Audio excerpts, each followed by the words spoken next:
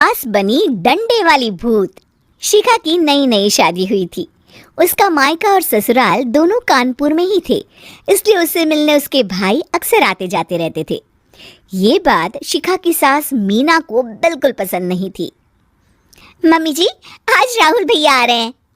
कौन? तेरे चाचा का लड़का? जी मम्मी जी। अरे पर वो तो दिल्ली में रहता है ना। हाँ मम्मी जी, उन्हें कल सुबह दिल्ली के लिए निकलना है, तो वो आज मुझसे मिलते हुए कल सुबह यहीं से निकल जाएंगे। हमने तो धर्मशाला खोल रखी है ना।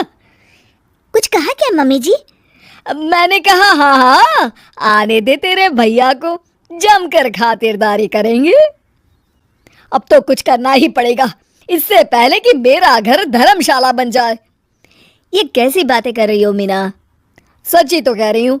अभी इसकी शादी को साल भर भी नहीं हुआ और आए दिन इसके घर वाले आ धमकते हैं। अरे तो क्या हुआ, वो इसी शहर में रहते हैं तो हाल चाल लेने आ जाते हैं। इस बार मैं उनका हाल और चाल दोनों ही बिगाड़ दूंगी। अब बहुत हो गया जी। अरे ये कैसी बातें कर रही हो, हे भगवान। बस आप तो देखते जाइए। शाम को राहुल आता है। नमस्ते आंटी, कैसे हैं आप लोग? हम लोग तो ठीक है, तुम कैसे हो बेटा? मैं भी अच्छा ही हूँ आंटी। बस आज रात के बाद नहीं रहोगे। चलिए भैया, मैं आपको हमारा घर दिखाती हूँ। रात में खाने के टेबल पर शिखा, रोहित कहीं दिखाई नहीं दे रहा। जी भैया, वो ऑफिस के काम से बाहर गए हैं, कल शाम तक आएंगे। अच्छा अच्छा। बेटा, क्या तुम भूत प्रेत में मानते हो? नहीं नहीं आंटी जी, पर अचानक आपको ये ख्याल कहाँ से आ गया? पता नहीं क्यों, कभी कभी मुझे लगता है जैसे रात के समय बैठक में कोई घूमता रहता है। ये आप क्या कह रही हैं मम्मी जी? हाँ, तुम लोग घबरा ना जाओ, इसलिए मैंने आज तक इस बारे में कुछ नहीं कहा। ये आपका वहम होगा आंटी जी, ऐसा कुछ नहीं होता। हो सकता है। चलो अब मेरा सोने का टाइम हो गया है तो चलती हूँ मैं। शिखा बेटा, राहुल के सोने की व्यवस्था वहीं दीवान पर कर देना। जी पापा जी। अब चलिए भी।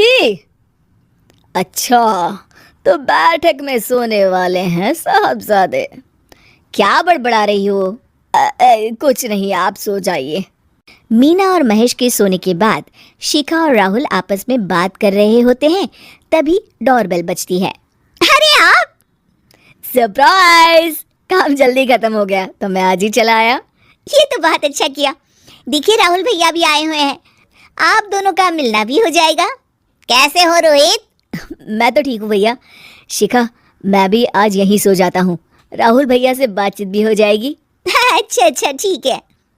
मीना आधी रात को उठती है, कंबल मुंह से पैर तक ओढ़ के डंडा लेके बैठक में आती है और देखती है दीवान पर चादर ओढ़े कोई लेटा हुआ है।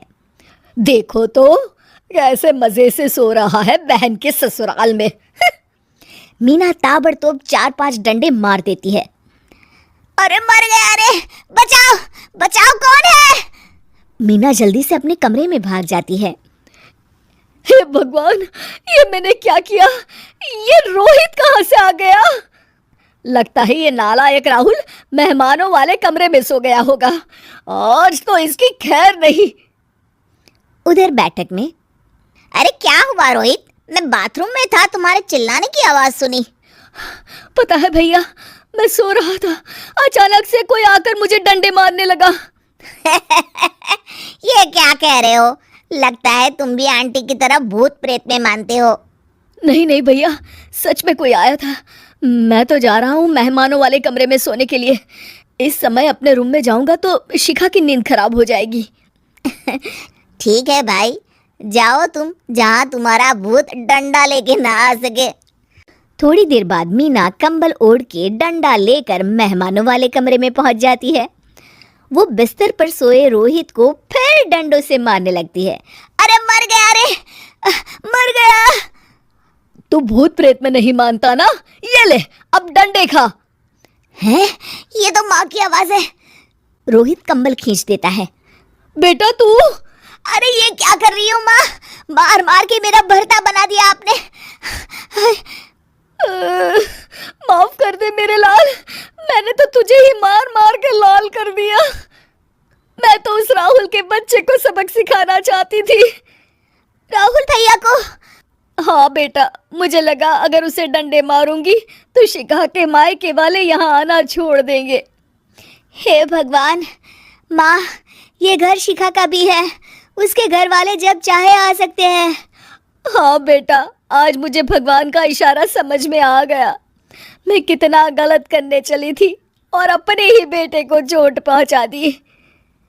अब चुपचाप जाके सो जाओ माँ, और किसी को कुछ बताने की जरूरत भी नहीं है।